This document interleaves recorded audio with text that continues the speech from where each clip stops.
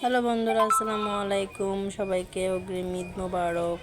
আপনারা সবাই কেমন আছেন? আশা করি ভালো আছেন।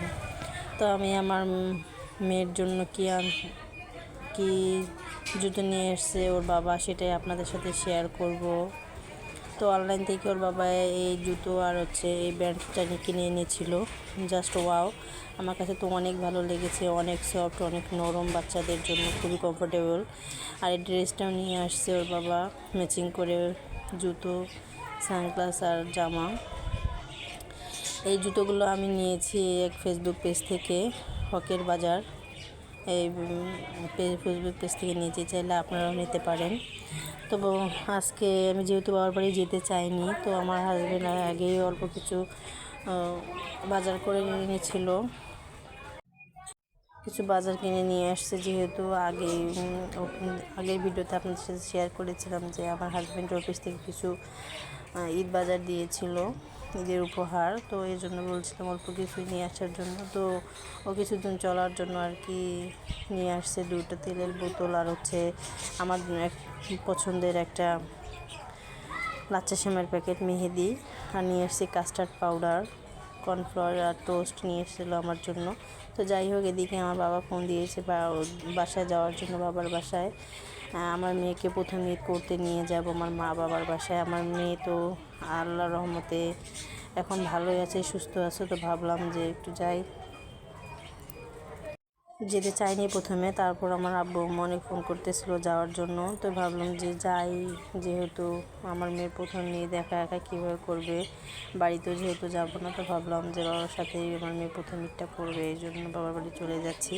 তো এদিকে আমার মেয়েকে রেডি করে নিয়ে, তারপর বাবাও বেশি একটা ভালো ছিল না, অসুস্থ ছিল গতকালকে থেকে, খুব রাত্রে জ্বর 102 প্লাস। তারপর ওকে রেখে আমি কীভাবে যেও, বলছিল যে তুমি যাও, আমি কালকে যাব। তো ওকে রেখে কি আর আমি যেতে পারি? তো যেহেতু শেষ রোজা আগামীকাল, ঈদ উপলক্ষে তো যেতেই হবে। তো এই জন্য আমার হাজব্যান্ডকে নিয়ে যাচ্ছে যে যাই হোক, অসুস্থ শরীরে তো তোমাকে এখানে রেখে যেতে পারবো না, চলো আমার সাথে। তো আমার হাজব্যান্ড আগে একটা ক্যাব ভাড়া করে রেখেছিল, তো ওই ক্যাবে করে আমরা চলে যাচ্ছি। আমার মেয়ে দেখেন মাশাআল্লাহ বাবার কোলে বসে আছে চুপ করে। ও যেখানে যাক না কেন কোনো শব্দ করবে না, কান্নাকাটি করবে না, একটুও জ্বালাবে না আমাকে, সুন্দর চুপচাপ বসে যাবে। বেড়াতে গেলে ক্ষুধা লাগলেও খেতে চায় না আমার মেয়েটা। তো মাশাআল্লাহ, সবাই মাশাআল্লাহ বলতে ভুলবেন না। আমার মেয়ের জন্য সবাই দোয়া করবেন, আমার মেয়ে যেন সবসময় সুস্থ থাকে, ভালো থাকে। তো যাই হোক, কথা বলতে বলতে চলে আসছে ওর নানার বাসায়। ওর নানু তো ওকে পেয়ে খুবই খুশি। তো কতক্ষণ ওকে নিয়ে দুষ্টামি ফাজলামি করার পর ইফতারের সময় হয়ে গিয়েছিল। তো আমার মা এখানে সব ইফতারি অ্যারেঞ্জ করেছে। বেশি কিছু ছিল না, কিছু সব ফল ছিল, আর ইফতারি, যেহেতু ইফতারের সময় হয়ে গিয়েছে, তো বেশি আপনাদের সাথে ভিডিও করে শেয়ার করতে পারিনি। যতটুকু ফুটেজ রেখেছিলাম সেটাই শেয়ার করলাম আপনাদের সাথে।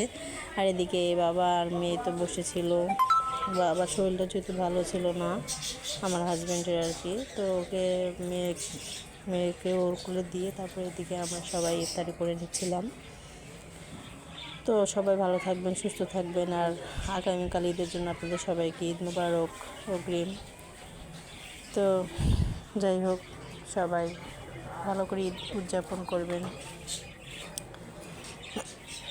আর আমার মেয়ের জন্য, হাজব্যান্ডের জন্য, সবার জন্য দোয়া করবেন। আল্লাহ হাফেজ।